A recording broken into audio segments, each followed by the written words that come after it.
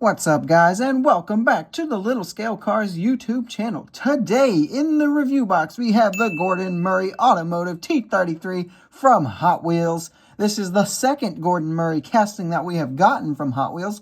So, will it be any good? Is it going to live up to the hype of the last one that they did?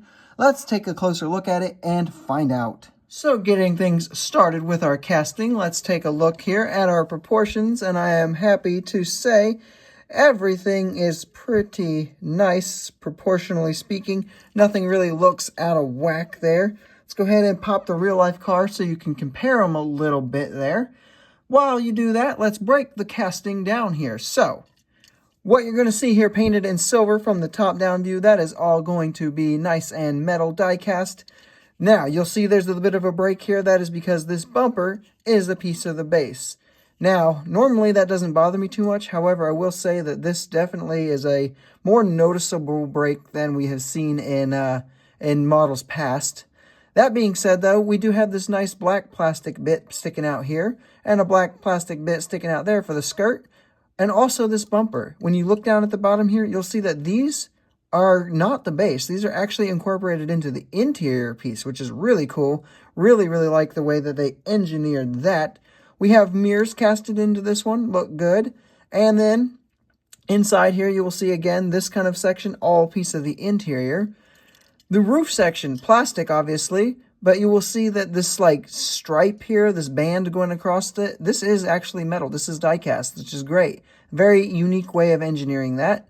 And then we do get the plastic roof that is kind of been texturized. It's definitely done a lot better than they typically do, though. You can't see through it hardly at all, but it doesn't have that really rough kind of ugly look to it either. So definitely very unique in the casting engineering department, and overall I think it came out very nicely. So for our paint and deco, we are getting this very nice metal flake silver. You can see it when it ends in the light there. It just looks good. It reflects back. It shines back. Looks really cool. I really like it. I think it was probably the best first choice that we could get for the initial release. Maybe we'll get blue as next. Maybe orange. I don't know. But I'm looking forward to what's coming next. Moving into the details department, we will start up front. And we can see that we do get a GMA logo done right there. And we also get two headlight tampos. Very, very nice to see. When you actually look inside there, hopefully you'll see it better on the photo. But there's not a whole lot of texturing or anything going on in here, which is a bit of a bummer, but not the end of the world. The windshield piece has a little bit of texturization down here, which looks really cool. And then the window itself has that nice wiper going down the center, which also looks cool. Coming down the sides here, there's a little Hot Wheels logo there. If you don't like that, it should be easy to remove. And then we have these nice, what are these, the PR5 wheels, something like that, that actually very closely resemble the wheels that the real-life car uses, so that's awesome to see. When we come to the back section here, you can see that our taillights did get painted. I'm not sure if these are a tampo because this is plastic. But if these were tampoed on or painted on, whatever they were, they're there and they look good. We get a license plate with some logoing on it. And then there is even a teeny tiny little T33. You'll probably be able to see it better in the photo itself right there, which looks cool. Exhaust incorporated into the base here. Again, more texturing for the vents here. This vent is all textured and looking great. And then we get some diffuser kind of molded into that plastic section as well. Overall, the detailing on a mainline is truly, truly nice to see. Moving into our roll test, as you can see as it takes off, it can roll. It can roll very nicely, very smooth, as it should be no surprise with a Hot Wheels mainline. I went ahead and put this one on the scale, and it comes out to be 27.7 grams. So it is a little bit lighter than average, and that's probably due to the engineering of it itself. Pros and cons, getting things started with our pros.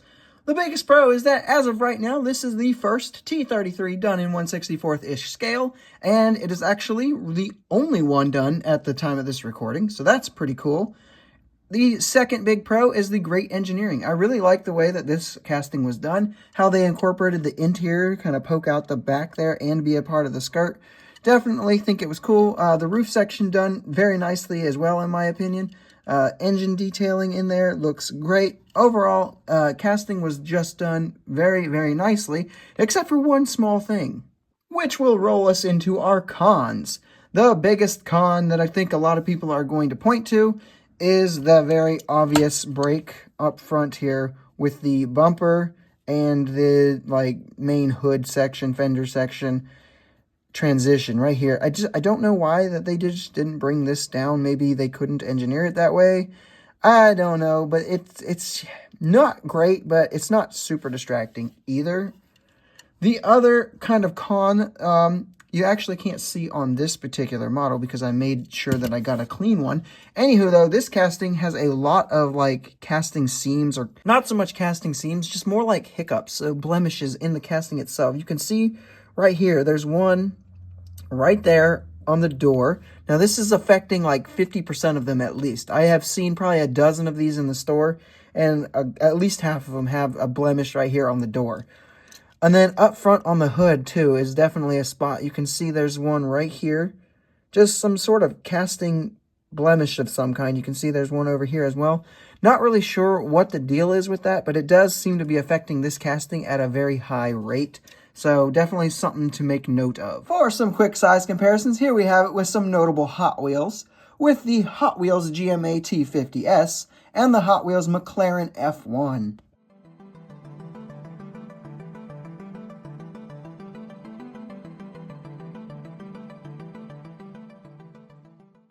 And here we have it with just some other random models that you might have, with the Mini GT McLaren F1 GTR and the Tomica Lotus Elise.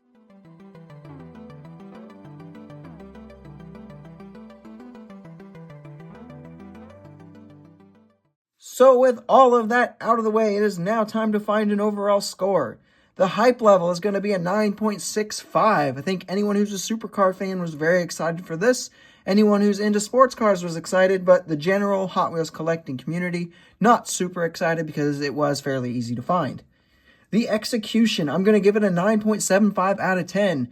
If I had been in charge, I would have made this metal, this bumper section here, and I probably would have cleaned up the casting that's causing some sort of issue here a little better before I sent any of these out.